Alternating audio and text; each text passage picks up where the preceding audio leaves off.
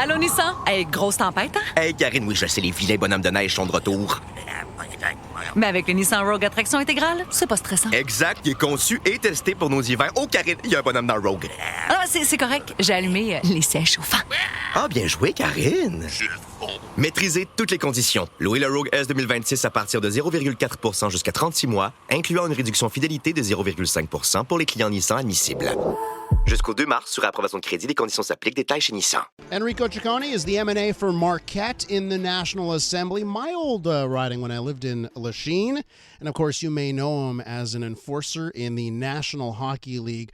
Here's what you need to know about Enrico Ciccone before we talk about this really important issue. 374 games played in the NHL.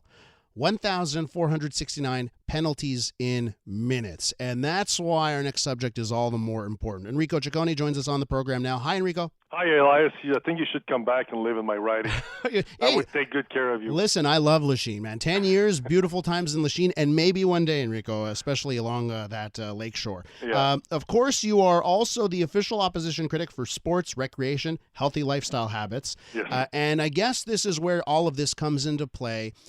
Earlier this year, I think it was pretty recently, the Quebec Major Junior Hockey League changed some rules about fighting, but you feel they didn't go far enough, and now you're taking big action when it comes to fighting and hockey and other sports, especially for those who are 18 and under. Why don't you tell us about what you're doing here? Well, exactly. Well, I just want to make a point here is that the bill says actually that definition is that if you want to have some minors in your league, well, you have to ban fighting. So we're not going to make a difference that will let the 18, 19-year-old fight in the Quebec Major Junior Hockey League. Gotcha. But what I say on that bill is that if you want to have those kids in your league, well, you have to make sure that it's very secure. But let's start by the beginning. When I entered politics, one of my main issue was that I wanted to make sports more healthy for kids and make it more secure for their well-beings. And when I saw the law, la loi sécurité dans les sports, I read it and I'm like, oh my God, that thing hasn't been changed since 2007. And sports is changing. Guys are getting bigger, better. They're getting trained better also. So I said, it's not possible that we haven't changed that law since 2007. So I brought up a law, the 196 about concussions. Now I bring this law about the fighting in hockey, of course. And what I saw with the decision that the Quebec Major Junior Hockey League that they just wanted to add more penalty minutes to fighting. Well, I said, you know what? Fighting should have been gone years ago in this league, especially when we have some 15, 16, 17-year-olds playing in that league. Enrico, I used to work for the Canadians for 10 years, right? I was at the Bell Center for every game day, and I was seeing the fights, and I used to think, man, this is ridiculous. Like, I couldn't believe we were still doing this thing. But, Enrico, I think it speaks volumes. You're a guy, you were an enforcer in the NHL. You were a tough guy. You were fighting. So why is this so important for you to take away an aspect that made you successful in the NHL? Well, because I live with it every day of my life, Elias. I just get up and I feel it when I take a step. Also, I start to feel it when I start forgetting things. And I'm saying to myself, am I getting, because we know that since last 5 or 6 or 7 years, we have reports now on head injuries, concussions. And I have teammates that have taken their own lives. I have teammates that have problems with the early Alzheimer's disease. They have aggressivity problems. Also, I have one of my buddies, Joe Murphy, that played with the Chicago Blackhawks, who lives in the woods now because he can't live around people. So these are things that is happening around me, and of course we made it to the NHL. We made some money. We have some resource if we need some. We can always call the NHLPA, so NHL alumni, so they can help us.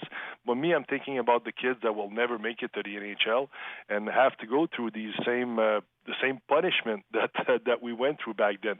Of course, hockey is changing, and for the better. There's less and less fighting, but I just don't understand why, again, it's still possible to fight and stay in the game in Quebec and, of course, in Canada. You have support in the National Assembly? You think this is going to go through? Well, I got support on every party, and the funny thing about this, Elias, that you bring up is that when the president gets up, because there's a process to read a bill, and when the president stood up and read the title of the bill, and he said it will be presented by the M&A of Marquette. Then I saw Lionel Carman, who's a neurologist. Mm-hmm.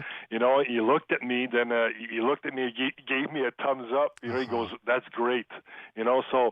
So when you have a doctor in La CAQ that says it's a good bill, well, what can you say? That's a good sign. Support, yeah. Okay, we're with Enrico Ciccone, Liberal M&A for Marquette. Enrico, while I have you here, I need to ask you one question not related to this bill. There's some polling out this week. Yep. Shows the Liberals faring quite poorly amongst Francophones. Yeah. So, 7% amongst Francophones, 18% overall. That's not a great number. But when you look at the Francophone number, even I was like, whoa, that's very close to a rounding error, right? Yeah.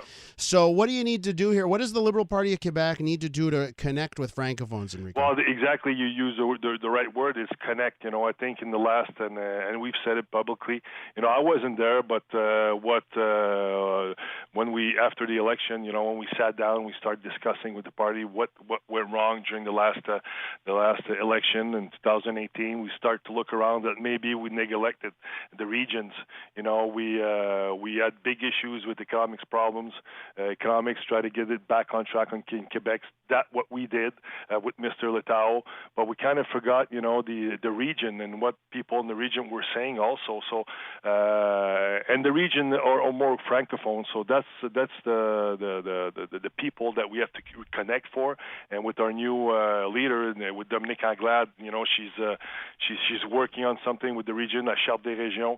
I don't know how to translate that, yep. But we're working, to really, and we're going around. Now it's tough to go around, Elias, obviously with COVID, but we had a plan, and I was a part of the team to travel and to go around the region and try to connect with the people and listen to them, because I think that's what went wrong with the party the last election. We didn't listen in the previous 4 years. Enrico, you're a great talker, man. Come on this show anytime. Thanks so much. Invite me. I'll be happy to join you. There's Enrico Ciccone, M&A for the Marquette riding.